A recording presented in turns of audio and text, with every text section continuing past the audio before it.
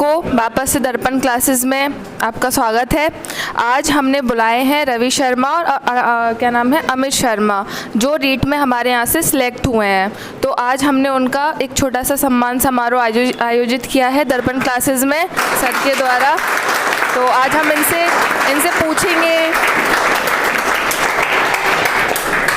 इनसे पूछेंगे कि ये संस्था में जब पढ़े थे इन्होंने कैसी मेहनत की थी, इन्होंने अपनी संस्था में क्या किया क्या नहीं किया, सारी चीज़ें इनसे हम पूछेंगे। और सबसे पहले अभी हम इनका जो स्वागत है वो करेंगे।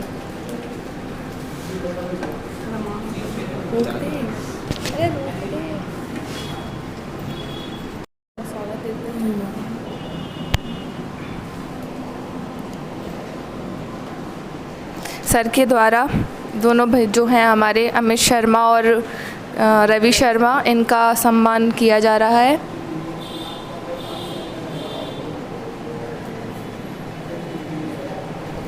इन्होंने हमारी संस्था का जो नाम है वो बहुत ऊंचा किया है रीट में सिलेक्शन लेके।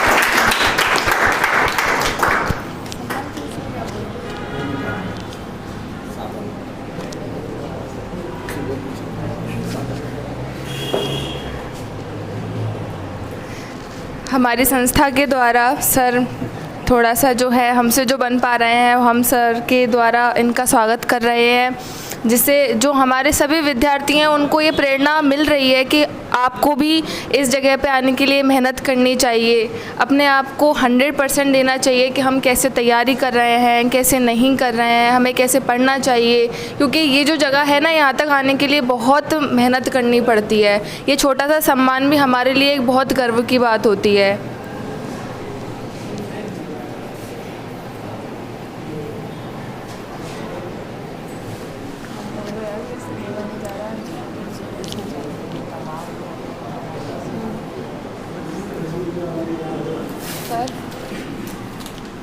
बोल लीजिए, मैं खोल लूँगी इसको।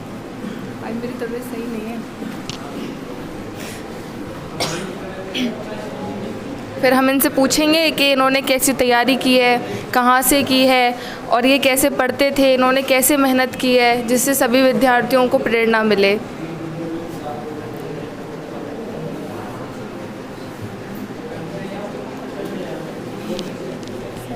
सर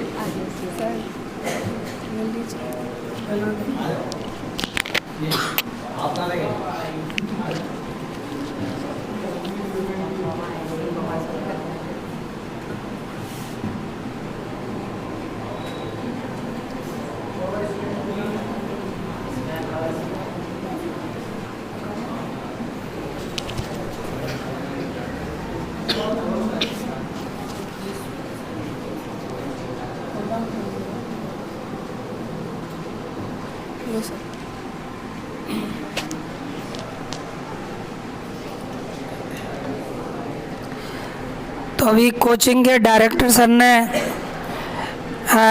रीट में सिलेक्शन होने के कारण इन भाइयों का स्वागत किया है। और दोस्तों, कल आपको बताया इसी तरह से इस महीने में जो लोग भर्ती हुए हैं गवर्नमेंट जॉब में, उनका स्वागत समारोह चलेगा। आज जैसा आप देख रहे हैं, कल फिर से वो विद्यार्थी जो सेलेक्ट हुए हैं आपके बीच में आएंगे। तो ये कल भी हमने बताया था आपको कि एक आपके मोटिवेशन के वजह से ये किया जा रहा है, ताकि आप लोगों को ये लगे कि मेहनत करने वालों की कभी हार नहीं होती।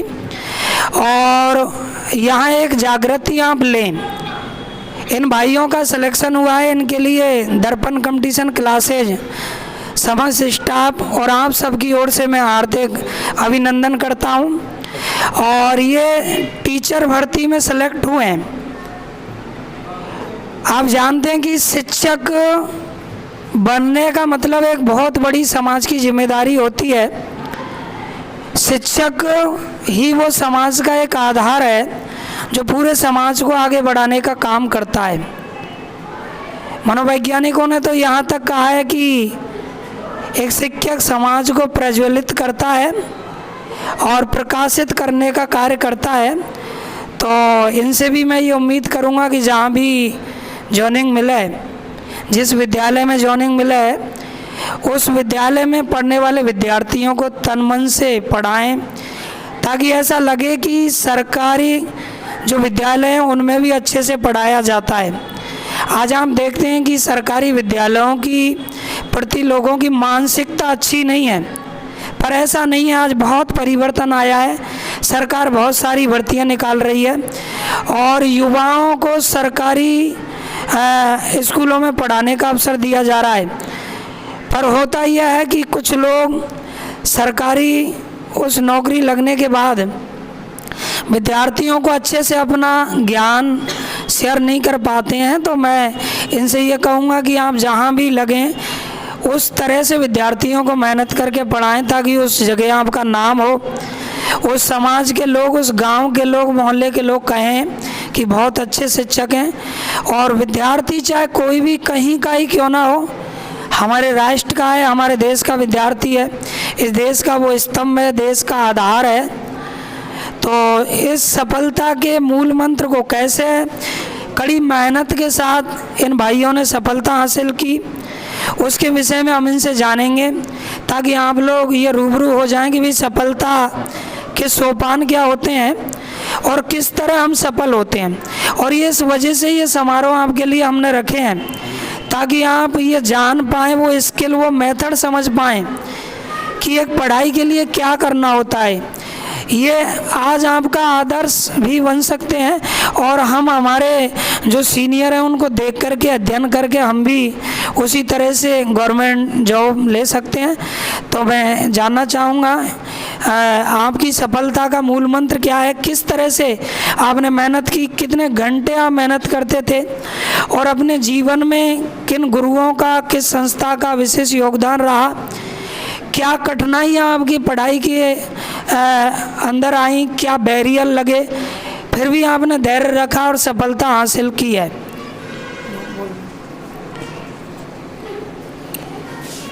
सबसे पहले तो धन्यवाद देना चाहूँगा गुरुजी को, जो यहाँ आने का अवसर प्रदान किया। और मैं धन्य हूँ जो मेरे गुरु द्वारा ही मुझे मान सम्मान मिला सबसे पहले। तो सबसे पहले मैं यही कहना चाहूँगा कि सबसे पहला जो मूल मंत्र है सफलता का, जो मैंने एक बिलीव रखा, वो है विश्वास, धैर्य और कठिन परिश्रम। जो सर एक अनुभवी फैकल्टी रखते हैं और जो पढ़ाई के साथ बिल्कुल समझौता ऐसा नहीं करते जिससे हमें कोई लापरवाही बरतें।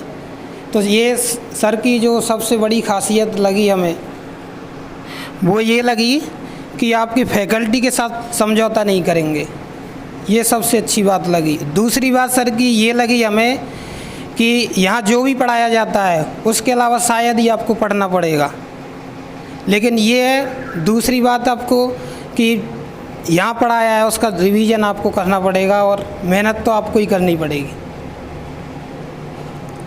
सबसे बड़ी बात फिर ये है सर की कि जो भी फैकल्टी आती है उनको बाकायदा टाइम देते हैं, कितना क्या पढ़ाना है बिल्कुल उससे ओवर टाइम ही लेते हैं, सर से जितना हो टाइम निकाल लेते हैं। और यही कहना चाहूँगा कि जो भी हो मेहनत करो, बस सफलता अपने आप कदम चूमेगी आपके।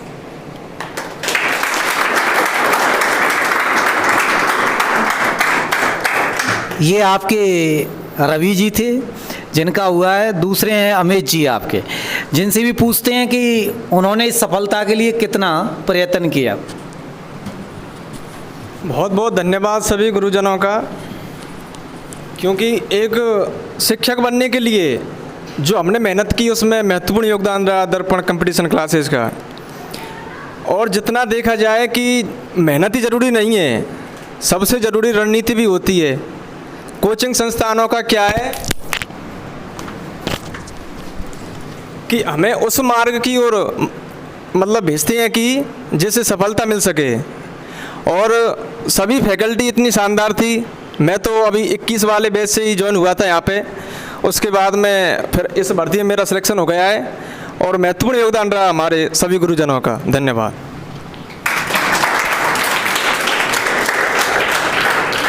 इन दोनों को बहुत बहुत धन्यवाद तथा पूरी दर्पण क्लासेज के विद्यार्थी और टीम की ओर से इनको हार्दिक शुभकामनाएं। आगे इनका भविष्य बहुत उज्जवल रहे। अब आप लोगों में से कोई तैयारी के बारे में इनसे क्वेश्चन पूछना चाहे, रीट की कैसे तैयारी करनी चाहिए, अन्य कंपटीशनों की कैसे तैयारी करनी चाहिए, पूछ सकता है कोई?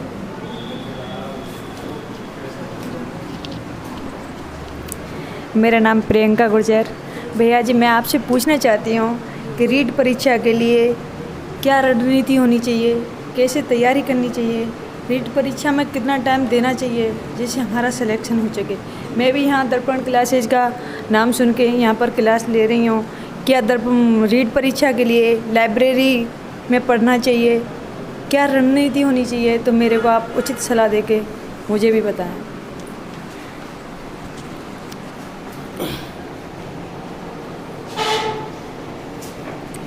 तो मैडम ने जो सवाल पूछा रीट के बारे में, मैं बताना चाहता हूँ जो मेरे से आता है इतना, कोई गलती हो तो माफ़ करना। तो सबसे पहले रीट जो अभी 2 एग्ज़ामों में हो गई, जो रणनीति भी चेंज करनी पड़ेगी आपको। सबसे बड़ी बात तो ये है क्योंकि 2021 तक तो आपको पता है कि रीट ही होती थी, जो हमें रणनीति उसके हिसाब से करनी पड़ती क्योंकि उसमें परसेंटेज फिर हमें ज़्यादा बनानी पड़ती थी। अभी आपको फ़ायदा ये इसमें ये भी है 2 एग्ज़ामों का कि रीट का जो सिलेबस है वो बाकायदा पूरा मेन एग्ज़ाम में भी आ रहा है, बस संस्कृत को छोड़ के। तो आप एक ये है कि संस्कृत को कम टाइम दे सकते हैं। और फिर दूसरी बात ये है कि रीट में पहले तो फॉरम का पता है 16 लाख 16.5 लाख फॉरम आते हैं, जगह आती हैं 15-20 हज़ार लेवल फर्स्ट की। तो शायद इतनी अब आएंगी 15 के समथिंग, यही मानो। तो जगह से पहले अपन को लेना देना नहीं, अपन को सोचना है पहले अपनी मेहनत। जगह से कोई अपन को ताल्लुक ही नहीं रखना है कि जगह क्या है। अपन को तो बस ये है कि अपना 100% देना है। वो कैसे देना है मैं बताने का प्रयास कर रहा हूँ। सबसे पहले तो अपन को 16 लाख कैसे लोग हैं उनकी बातें बता देता हूँ। जो पहले रीट का फॉर्म भरते हैं, फिर रेलवे का फॉर्म भर देते हैं, फिर पुलिस का फॉर्म भर देते हैं, फिर देख लेते हैं RAS दे लेंगे। अब तो ऐसे फॉर्म भरोगे फिर तो सफलता मिलने वाली नहीं है। फर्स्ट बात तो आप ये नोट कर लो। रीट का देना है तो ओनली रीट के ही सपने देखने हैं, टीचर के अलावा कोई भी एग्ज़ाम देना ही नहीं है। ये बात ध्यान रख लो। जो टीचर की कर रहा है, जैसे कोई भी एग्ज़ाम किसी की भी कर रहा हो, रेलवे की कर रहा हो तो वो रेलवे का ही दे, मैं तो ये कहना चाहता हूँ। फिर इसके बाद ये है कि रीट का जो लेवल फर्स्ट का सिलेबस है वो कक्षा 8 तक ही सीमित रहता है। अपन को ये नहीं है कि बहुत ज़्यादा पढ़ना चाहिए। उसके लिए ये कक्षा 8 तक की जो बुक हैं और सर के जो नोट्स हैं, इनके अलावा कुछ भी पढ़ने की ज़रूरत नहीं है। NCERT बुक चल रही है और सर के नोट्स हैं, इनसे ये मानो 90% कोर्स कवर हो जाएगा। और अपन को चाहिए 60-50%। जनरल से है तो 60%, EWS से है 55, और जो भी आपको 50-55 वही चाहिए। तो अपन को ज़्यादा परसेंट भी इसमें बनाने की ज़रूरत नहीं है क्योंकि एक मेन एग्ज़ाम का भी टारगेट रखना होता है साथ में, क्योंकि उसके बाद अपन को मिलते हैं 2-3 महीने 4 महीने लास्ट। तो उसके लिए मेन एग्ज़ाम को फोकस करके एक तो संस्कृत पर कम ध्यान देना है, बाकी पर ध्यान खूब ही देना है। क्योंकि बाकी पर अब ध्यान दे लोगे तो जो मेन एग्ज़ाम है उसमें आपका रिवीजन हो जाएगा फिर एक बार। अगर यहाँ आप कोर्स 70% कवर कर लेते हो तो वहाँ आपको ज़्यादा मेहनत नहीं करनी पड़ेगी, क्योंकि वहाँ आपको एक प्रैक्टिस ज़्यादा काम आएगी। फिर MCQ जो भी सर यहाँ टेस्ट सीरीज चलाते हैं उसका फिर बहुत बड़ा योगदान रहेगा। जितना आप पढ़ोगे उससे ज़्यादा टेस्ट दें, मैं तो ये कहना चाहता हूँ, क्योंकि टेस्ट से ही हमें हमारी कमी का अंदाज़ा लगता है। यहाँ कोचिंग के अलावा आप सर की लाइब्रेरी है उसमें ज़रूर ज्वाइन करना चाहिए फिर, क्योंकि कोचिंग के अलावा अपन घर पे पढ़ते हैं तो बोरिंग महसूस करते हैं, ये पता होगा आपको। क्योंकि यहाँ जानते हैं 5-6 घंटे पढ़ लिए लेकिन आप पढ़े नहीं, आपका यहाँ तो सिलेबस पूरा कर रहे हैं। फिर उसके अलावा आप जितना टाइम हो सके लाइब्रेरी को दें। फर्स्ट बात कोचिंग पूरी करें, रेगुलरिटी बहुत ज़रूरी है। एक भी पेज छूट गया अपन को ये लगेगा 2-3 दिन के हमसे पता नहीं क्या रह गया, चाहे उसमें कुछ नहीं हो। भले रेगुलरिटी बहुत ज़रूरी है। डेली कोचिंग मिस नहीं करें, कोचिंग पे फिर विश्वास रखें। सबसे बड़ी बात ये है, आपको बहुत भ्रमित करने वाले आएंगे कि ये कोचिंग बेस्ट है और ये ऑफ़र दे रहा है और ये नहीं दे रहा है। तो इसमें इस जंजाल से तो दूर रहना है, क्योंकि टीचर बनना है तो आपको तो खुद को भी इतना ज्ञान होगा कि कौन सर बेस्ट है और कौन अनुभवी है। मैं भी यहाँ से ही पढ़ा हूँ, फर्स्ट बार में ही, फर्स्ट अटैम्प्ट में ही बढ़िया रैंक से सिलेक्शन हुआ। तो आपको एक विश्वास रखने के लिए मैं आपसे ये बोल रहा हूँ कि एक विश्वास ज़रूरी है संस्था पर, और जितना टाइम हो सेल्फ स्टडी भी करें, कोचिंग का सब कुछ पढ़ें और 1 से 8वीं तक की बुक का भी रिवीजन करें और प्रैक्टिस करें। ये 3 चीज़ मैं कहना चाहता हूँ।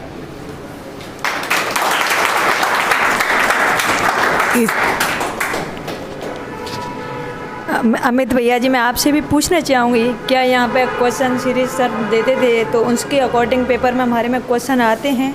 तो आप मेरे को बताएं। और क्या एनसीईआरटी में से क्वेश्चन पढ़ते हैं हमारे पेपर में? बिल्कुल जी, बिल्कुल। जो सर ने बताया मैटर, उसमें से काफ़ी कुछ हमें वहाँ देखने को मिला। और बाकी तो मेहनत करनी पड़ती है वैसे तो, लेकिन सर हमें ऐसा कुछ नहीं बताते थे कि ये चीज़ मोस्ट है इसी को पढ़ो।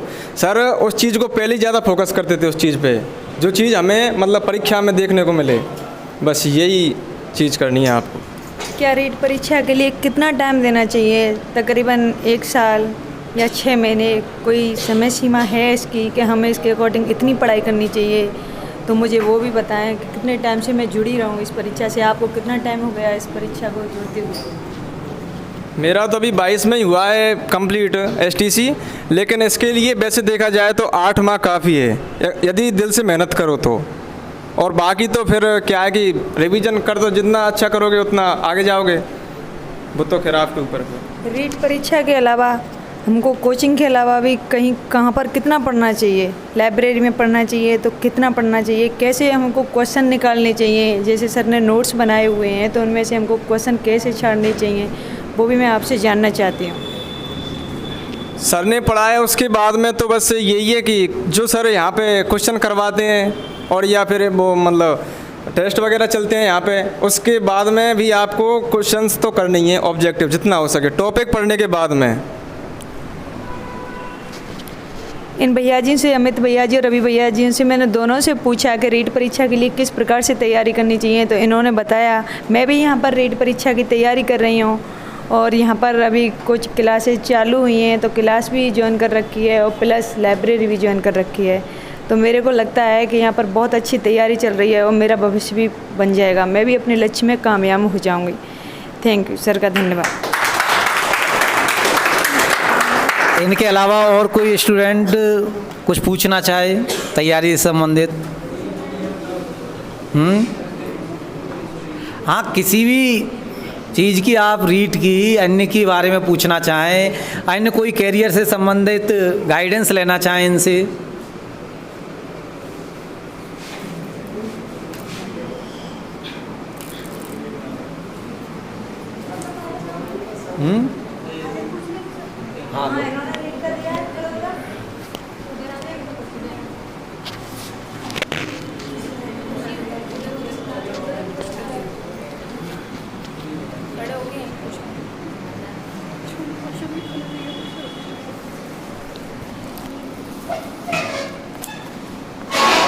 मैं पूछना चाहूँगी कि आपने जैसे तैयारी की थी तो अपना टारगेट कैसे रखा था, मतलब कि कौन सी चीज़ को कितना समय देना सब्जेक्ट वाइज उस अकॉर्ड?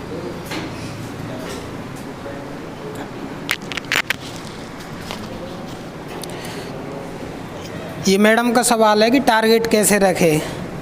जैसे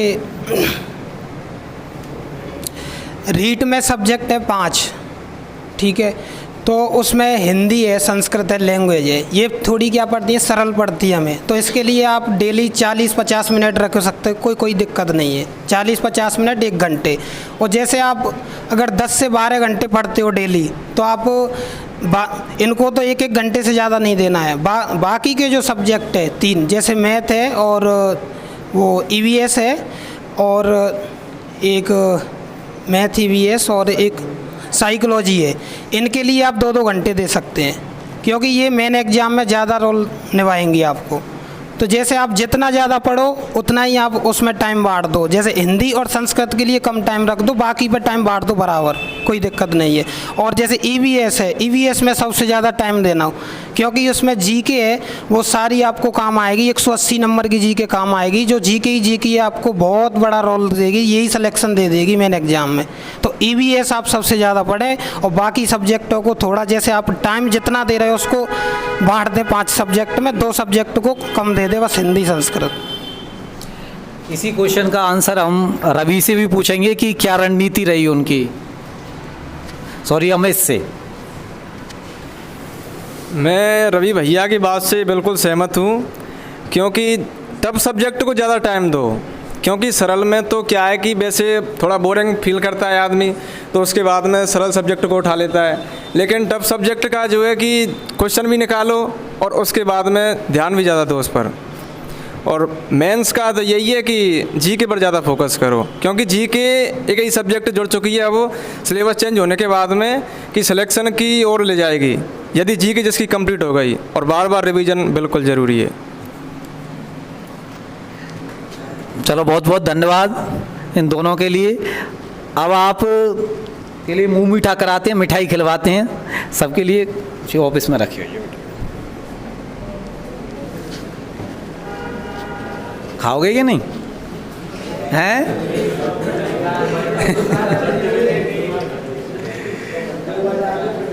अच्छा,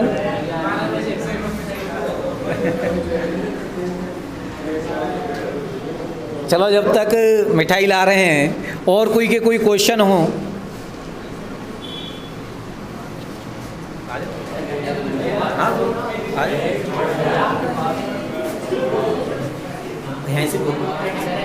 congratulation to both of you. मेरा सवाल ये है कि आप अपनी सफलता का श्रेय किसे देना चाहोगे? मेरी जो सफलता का श्रेय है, सबसे पहले तो ईश्वर, माता पिता, और जो सबसे बड़ा रोल है जो इस रीट को मैंने सफलता प्राप्त की, वो हरिशंकर गुरुजी को ही देना चाहूँगा। क्योंकि इन्होंने तो पढ़ाई ये तो कराएंगे ही, क्योंकि इनके पास जो अनुभव है वो करौली में किसी के पास नहीं है, सबसे बड़ी बात तो ये है। और इन्होंने जो फैकल्टी रखते हैं वो इतनी मेहनती रखते हैं कि आपको मेहनत करने की ज़रूरत नहीं पड़ती ज़्यादा, कि कहाँ से हमें क्या सिलेबस, क्या हमें मतलब नोट्स बनाने हैं, वो सर पर ही छोड़ दो, जो भी है सर की फैकल्टी जाने। आप तो बस ये है कि डेली कोचिंग आओ, पढ़ाई करो, मस्त रहो बस। इसी क्वेश्चन का आंसर हम अमित से भी जानेंगे। बिल्कुल सही कहा रवि भैया ने इस चीज़ के लिए कि हरिशंकर सर एक, वैसे देखा जाए करौली में संस्था को नहीं चला रहे हैं, मतलब हर एक एग्जाम में देख लो सिलेक्शन की धार। अभी कल अग्निवीर का देखा था मैंने, एसएससी जेडी ग्रुप डी और रीट में आप देख ही रहे हो, तो मतलब कहीं ना कहीं तो ये चीज़ देखने को मिल रही है।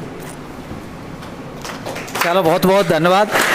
अब आपको 5 मिनट हुकम सर अपने अनुभवों को शेयर करेंगे, क्योंकि सबसे अनुभवी फैकल्टी हैं, इसमें कोई डाउट नहीं है। मेरे से भी पहले से टीचिंग करा रहे हैं, एक बहुत अनुभवी हैं, लगभग 25 साल हो गई इस फील्ड में काम करते करते करौली में।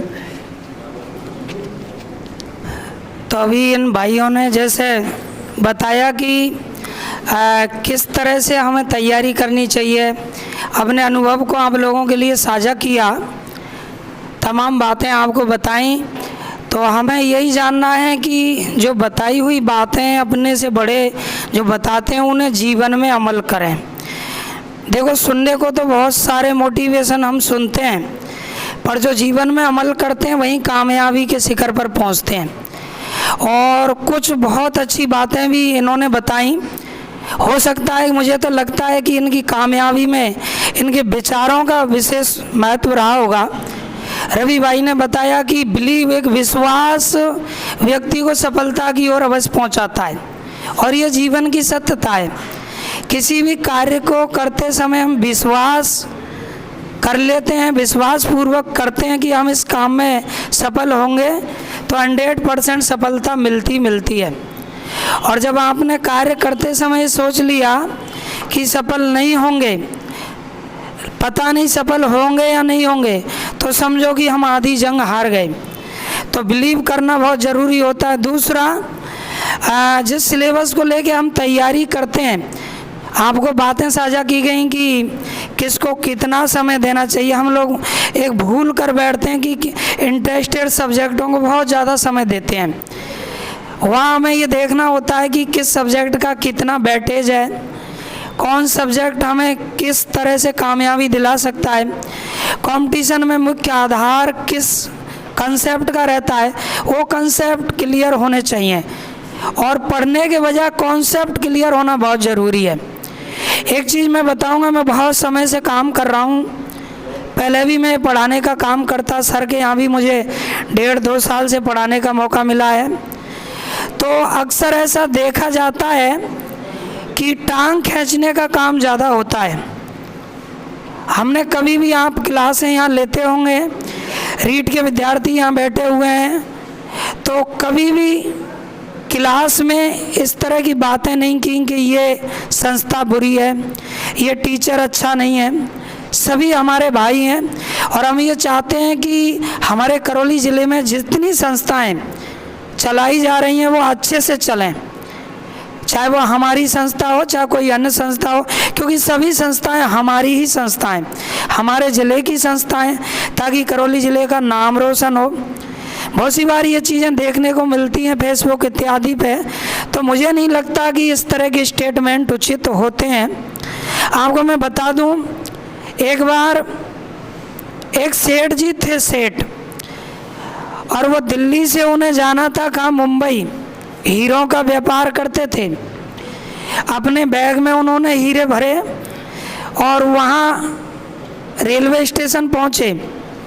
उस रेलवे स्टेशन पे किसी चोर को पता लगा कि ये जो सेठ है इनके बैग में हीरे हैं, और वो उसी ट्रेन में चढ़ गया। अब सेठ को ऐसा महसूस हुआ, जो हीरों का सेठ था, व्यापारी था, उसे ऐसा महसूस हुआ कि ये व्यक्ति जो मेरा पीछा कर रहा है ये चोर है और इसकी नज़र शायद मेरे हीरों पर पड़ी है, ये मेरे हीरो चुराने की कोशिश करेगा। तो ट्रेन में जैसे ही बैठे थे, वो चोर भी उस व्यापारी के पास में ही बैठ गया और चोर सोचने लगा कि शाम का वक्त जब होगा, रात्रि के समय, क्योंकि दिल्ली से जाना था मुंबई, तो 1 दिन का नहीं 2-2.5 दिन का सफ़र होता है। लगा चोर को कि जब रात्रि के समय ये सो जाएगा व्यापारी, तो उस समय आराम से मैं इसके बैग से हीरे चुरा लूँगा। और वो चोर जो था वो दिन के सफ़र में सो गया, क्योंकि उसे रात में जगना था। रात का समय जब हुआ, शाम का समय जब हुआ, तो वो सो रहा था कौन, वो चोर, क्योंकि उसको जगना था। उसके जगने से ही पहले व्यापारी ने वो सारे हीरे निकाले अपने बैग से और वो चोर के बैग में डाल दिए। चोर जगा, इतने में ही शाम का वक्त हुआ, वो व्यापारी सो गया। चोर ने देखा कि व्यापारी अब सो चुका है और चोर ने उस व्यापारी का बैग चेक किया, तो उस बैग में हीरे नहीं थे। हीरे नहीं थे तो चोर हताश हुआ, उसने काफ़ी जगह खोजा, सोचने लगा कि मैंने हीरे रखते हुए इसे देखा है, कहाँ चले गए हीरे। चोर थक गया, रात भर ढूंढता रहा उन हीरों को। उस व्यापारी के तमाम जो सामग्री थी सब जगह देख लिया, कहीं भी से भी हीरे हासिल नहीं कर पाया। रात भर जगा, कोई कामयाबी हासिल नहीं हुई। सुबह के समय चोर सो गया। सुबह का वक्त हुआ, व्यापारी जगा, क्योंकि उसे तो रात में सोना था, और व्यापारी ने वो हीरे निकाल के अपने जेब उस बैग में डाल लिए। ऐसे ही 2 दिन तक यही मामला चलता रहा और व्यापारी ने अपने हीरे आसानी से बचा लिए। जब वो railway station, Mumbai railway station उतरे, तब वो चोर ने उस व्यापारी से कहा कि व्यापारी जी, मुझे आप एक बात बता दो, मैं अपने जीवन में चोरी करना छोड़ दूंगा, मेरा खानदान चोरी नहीं करेगा, मुझे एक बात बता दो, मैंने आपको बैग में हीरे रखते हुए देखा है, ये हीरे आपने कहाँ गायब कर दिए जो मुझे नहीं मिल पाए, मैं आपके हीरे चुराना चाहता था। तब व्यापारी ने उस चोर से कहा कि कैसी बात कर रहे हो, ये हीरे मैंने आप ही के बैग में डाल दिए थे।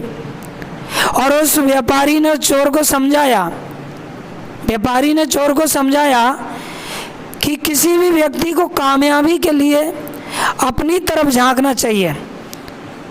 व्यापारी ने कहा कि काश तू अपनी तरफ झांक लेता, अपने ही जगह तू ढूंढने की कोशिश करता, अपने को पहचानने की कोशिश करता, अपने ही बैग में हाथ डाल लेता, दूसरों की गिरेबान पर ताका झांकी करने के बजाय, दूसरों पर ब्लेम टिप्पणी करने के बजाय अपने ही बैग में डाल लेता तो तू सबसे बड़ा मालिक होता, मैं नहीं मालिक तू होता। तो दोस्तों, मालिक बनने के लिए, अच्छा बनने के लिए व्यक्ति को अपने ही बारे में सोचना चाहिए।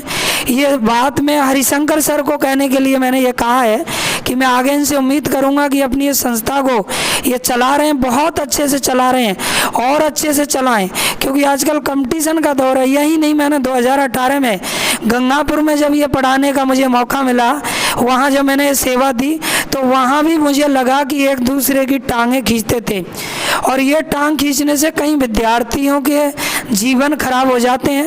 एक पैसे के लालच में हम अच्छे विद्यार्थियों को अपनी संस्था की ओर खींच तो लेते हैं, पर उन्हें जो मटेरियल देना चाहिए, जो मैटर देना चाहिए, जो फैकल्टी अवेलेबल करानी चाहिए, वो नहीं करा पाते हैं।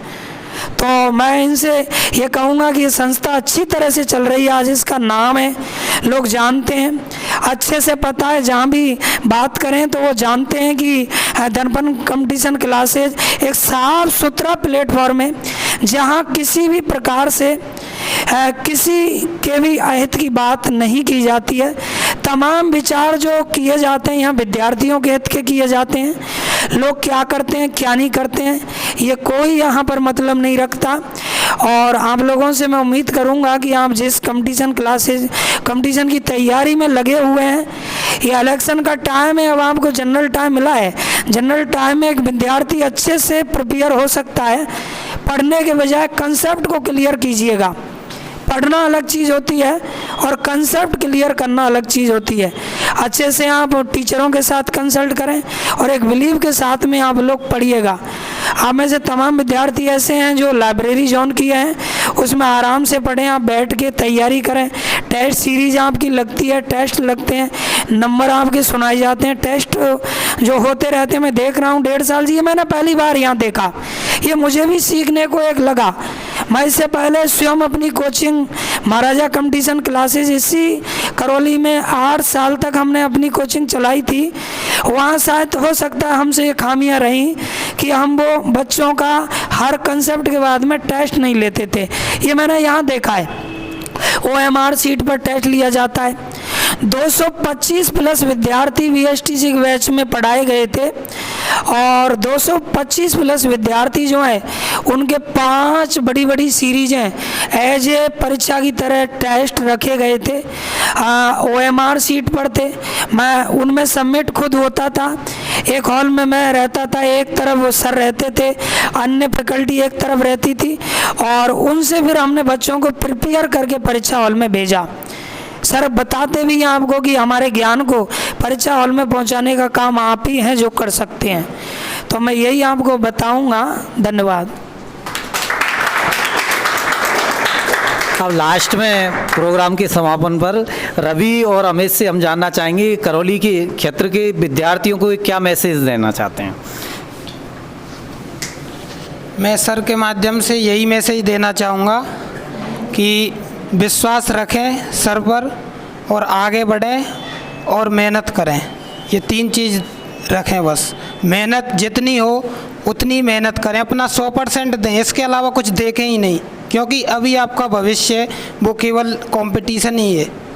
जो भी बनना चाहते हैं बस उस लक्ष्य के प्रति विश्वास, धैर्य और मेहनत रखें। ठीक है। अमित, आपका क्या समझ? जो भी मेहनत है वो आपकी है, लेकिन आपके मेहनत के अलावा जो भी कुछ है वो सर जी बराबर प्रदान कर रहे हैं सभी के लिए। और दर्पण संस्था की बात की जाए तो काफ़ी बुलंदियों पर है, अभी सिलेक्शन लगातार हो रहे हैं यहाँ से, और मैं कहूँगा तो बेहतरीन फैकल्टी के साथ में सर जी और आगे भी इस कार्यक्रम को। चलो, अमित शर्मा और रवि शर्मा दोनों को बहुत बहुत धन्यवाद जो अपना अमूल्य समय निकाला हमारे लिए। थैंक्स।